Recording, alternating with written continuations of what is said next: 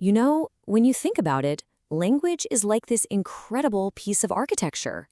Just like a giant skyscraper is built from individual bricks and beams, every single sentence we say is constructed from 8 essential building blocks. And if you understand them, well, that's the key to mastering communication. So, have you ever stopped to wonder how sentences really work? I mean, how a bunch of words just magically come together to make sense? It might seem complicated, but it all boils down to a pretty simple toolkit, the 8 parts of speech. And I promise, this isn't about memorizing boring grammar rules. This is about getting the keys to communicate clearly and, honestly, powerfully. So let's start at the very bottom, the foundation of every sentence. We're talking about the words that name things and the words that make those things actually do something. Let's get into nouns and verbs. First up, we have the noun. It's maybe the simplest but also the most critical part of speech. The easiest way to think about a noun is just as a name. It's the label we stick on every person, every place, or everything in the world around us. For example, a noun can be a person, like Ramu or Sita. It can be a place, like Chimilagi. Or it can be a thing you can touch, like a pen or a table. At its core, if you can give it a name, you've got yourself a noun. Simple as that. Okay, but just a list of names? That's pretty boring, right? We need some action. And that's where the verb crashes the party.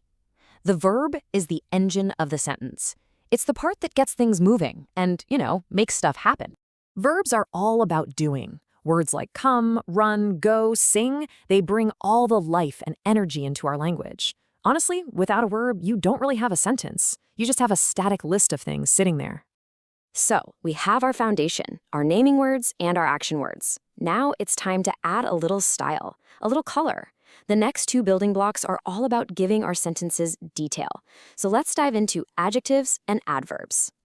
An adjective is basically a paintbrush for your nouns. Its entire job is to describe a noun or pronoun, giving us way more information about what it's like. It helps anyone listening to you create a much clearer, more vivid picture in their mind. So instead of just saying Sita, now we can say the beautiful, clever Sita. See the difference? Instead of just a table, we can have a big, tall table. Adjectives really answer the question, what kind is it? Now, if adjectives describe our nouns, then adverbs are here to describe our action words, our verbs.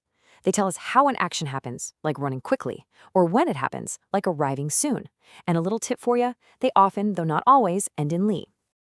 And this slide really nails a super common point of confusion. The word clever is an adjective because it's describing the noun Sita, but fast is an adverb because it's describing the verb runs. The key thing to remember is this: adjectives modify things, and adverbs modify actions. All right, we've got our main parts and our descriptive details. But how do we stick them all together so they actually make sense? Well, we need some grammatical glue.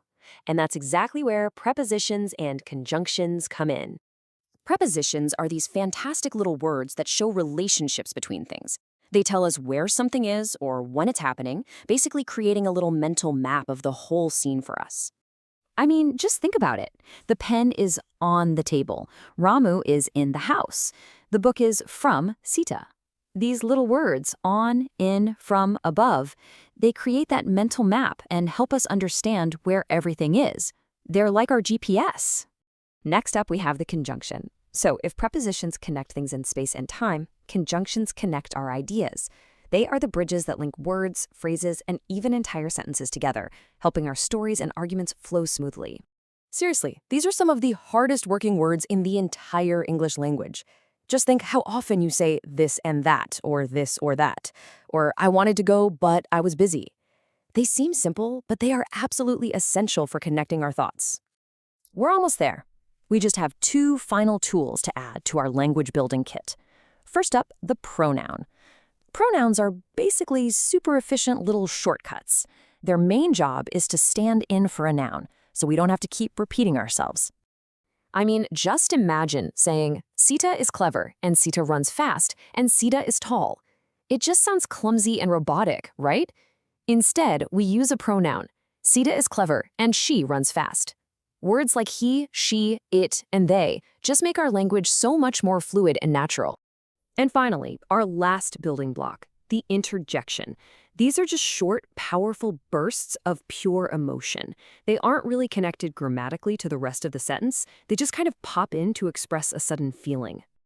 Oh, wow, hurry! These are words of pure feeling. They add so much personality and drama to our language. And as you can see, they almost always end with that big telltale sign of excitement, the exclamation mark. Okay, let's put it all together now. Let's take this complete sentence and see how all the pieces work together.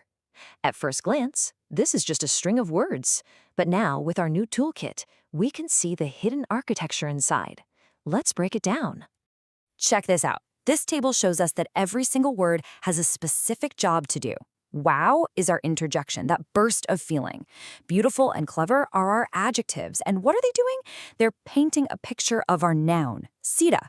Runs is the verb, that's the action, and fast is our adverb telling us how she runs. It's a perfect little system where every piece plays its part. So there you have it, your complete grammar toolkit. The noun names it, the verb does it, the adjective describes it, the adverb describes the action, the pronoun replaces it, the preposition locates it, the conjunction joins it, and the interjection shouts it. You now have all 8 building blocks. In the end, grammar isn't really about memorizing a bunch of rules. It's about understanding your tools. These 8 parts of speech are the components of every single thought or idea you will ever express. So now that you have the whole toolkit, there's really only one question left. What will you build with it?